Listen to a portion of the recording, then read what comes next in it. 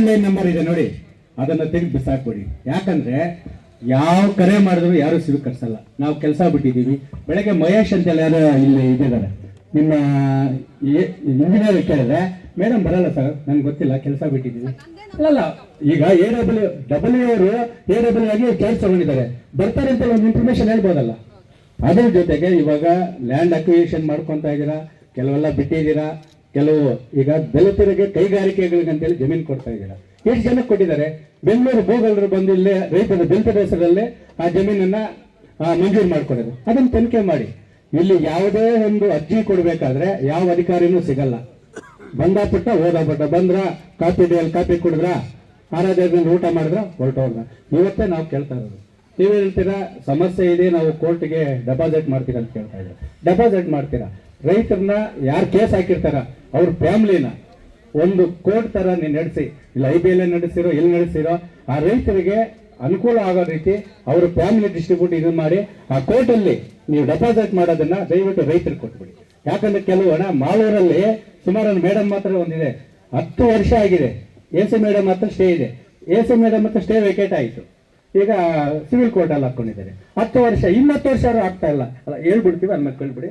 ಇನ್ನೊಂದು, ಈಗ ಕೈಗಾರಿಕೆ ಪ್ರದೇಶ ಮಾಡ್ತಾ ಇದ್ದೀರಾ, ಮೂಲಭೂತ ಸೌಕರ್ಯ ಇದೆಯಾ? ರಸ್ತೆ ಇಲ್ಲ, ನೀರಿಲ್ಲ, ರಾತ್ರಿ ಹೊತ್ತು ಒಂದು ಲೈಟ್ ಅಂಟಲ್ಲ, ಒಂದು ಲೈಟ್ ಅಂಟಲ್ಲ. ಎಷ್ಟು ಅಪಘಾತಗಳಾಗಿದೆ, ಎಷ್ಟು ಜನ ಕೈ ಕಾಲು ಮುಟ್ಕೊಂಡಿದ್ದಾರೆ ಕೇಳಿ. ರೈತರ ಮಕ್ಕಳು ಇವತ್ತು ರೈತರು ಜಮೀನು ಕೊಟ್ಬಿಟ್ಟು ನಾವು ಭಿಕ್ಷಕರಾಗೋಗ್ಬಿಟ್ಟಿದ್ದೀವಿ, ನಮ್ಗೆ ಉದ್ಯೋಗ ಕೊಡಿ ಅಂತ ಕೇಳಿದ್ರೆ ಕಾವಲು ಕಾಯ್ತೀರಾ? ಇಲ್ಲ ಬೇರೆ ಏನೋ ವಿಚಾರ ಆಗಿದೆ ಅದು ಮಾತಾಡೋ ಹೊರತನು. ಡಿಗ್ರಿ ಮಾಡಿದ್ದಾರೆ, BE ಮಾಡಿರೋರಿದ್ದಾರೆ, ಅವ್ರು ಕೆಲಸ ಕೊಡ್ತಾ ಇಲ್ಲ. ಅದು ಸಮರ್ಪಕವಾಗಿ ಕೊಡಿ. ಇವನು ನಮ್ಮ ರೈತರು ಯಾರೋ ಒಬ್ಬ ಹೇಳಿದ್ರು, ಮನೆ ಕೂಡ ನೋಟಿಸ್ ಕೊಟ್ಟಿದ್ದಾರಂತೆ, ಮನೆ ಕೂಡ ಕೊಟ್ಟಿದ್ದಾರಂತೆ. ಅದಕ್ಕೋಸ್ಕರ ನೀವೇನ್ ತಗೊಳ್ತೀರಾ ನಿರ್ಧಾರ ಕರೆಕ್ಟ್ ಆಗಿ ತಗೊಳ್ಳಿ, ರೈತರಿಗೆ ಅನುಕೂಲ ಆಗಿ. ನೀವೇನಾದ್ರು ಜಾಸ್ತಿ ಕೊಡಕ್ಕಾಗಿಲ್ಲ ಅಂದ್ರೆ ಏನನ್ನ ಎಕರೆಗೆ ನಮ್ಮ ರಾಮಚಂದ್ರ 3 ಕೋಟಿ ಕೊಡಕ್ಕಾಗಿಲ್ಲ ಅಂದ್ರೆ 1 ಎಕರೆ ಪರ್ಯಾಯವಾಗಿ 4 ಎಕರೆ ಬೇರೆ ಕಡೆ ಜಮೀನು ತಗೊಳ್ಳಿ. ನೀವು ನಮ್ಮ ಪರಿಹಾರ ಕೊಡ್ಬೇಡಿ. 1 ಎಕರೆ 4 ಎಕರೆ ತಗೊಳ್ಳಿ. ಯಾಕಂದ್ರೆ ನಾವು ಭೂಮಿ ಕಳ್ಕೊಂಡ್ಮೇಲೆ ಮತ್ತೆ ನಾವು ಭಿಕ್ಷಕರಾಗಕ್ಕಾಗಲ್ಲ, ಮತ್ತೆ ಭೂಮಿ ಕಳ್ಕೊಳಕ್ಕಾಗಲ್ಲ. ನಾವು ಇಲ್ಲಿ ನೀವು 1 ಕೋಟಿ ಕೊಟ್ಟರಲ್ಲ 5 ಕೋಟಿ ಇರ್ತದೆ.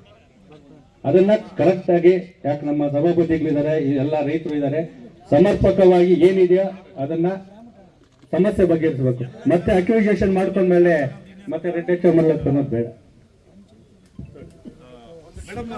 ಸರ್, ನೀವು ವಿಚಾರಣೆ ಮಾಡಬೇಕು. 10 ವರ್ಷ ಅಲ್ಲಾಡ್ತಾರೆ ಕೇಸ್ ಹಾಕೊಂಡು ಅಂದ್ರಿ.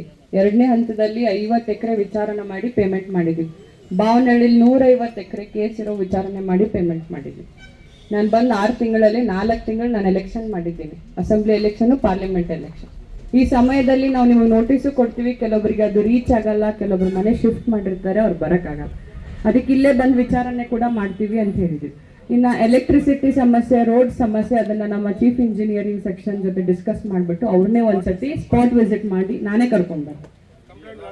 ಆ್ಯಂಡ್ ಇನ್ನು ಜಾಬ್ ಅಪಾರ್ಚುನಿಟೀಸ್ ಬಗ್ಗೆ ನಾನು ನಮ್ಮ MD ಸರ್ಗೆ ಮತ್ತು JD ಸರ್ಗೆ ಮಾತಾಡಿ ಅದನ್ನು ಕೂಡ ಪ್ರಸ್ತಾವನೆ ಸಲ್ಲಿಸ್ತೀನಿ.